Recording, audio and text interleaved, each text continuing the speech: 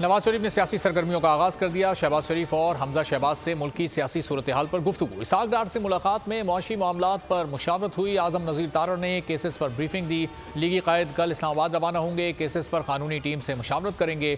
24 अक्टूबर को इस्लामाबाद हाईकोर्ट और एहतसाब अदालत में पेशी शेड्यूल है। इसराइली फौज की गजा में दहशत गर्दी शोधा की तादाद 4,500 से जायद हो गई। 14,000 से ज्यादा जख्मी हैं। रात भर की बमबारी में 55 शहीद हुए। जनीन कैंप में मस्जिद पर हमले में 13 शहादतें हुई। इसराइल का हमले बढ़ाने का ऐलान। रेड क्रॉस का डॉक्टर्स भेजने का मुतालबा। तुर्किया से इमदादी सामान, अद्वियात और डॉक्टर्स रवाना। और क्रिकेट वर्ल्ड कप में अहम मुकाबला। न्यूजीलैंड का भारत को 274 रन का हदफ। डैरिल मिचेल ने 130, सचिन रविंद्र ने 75 रन बनाए। मोहम्मद शामी की 5 विकेटें। कुलदीप यादव ने 2 खिलाड़ी आउट किए। सब्सक्राइब करें और बेल दबाएं ताकि कोई खबर रह न जाए।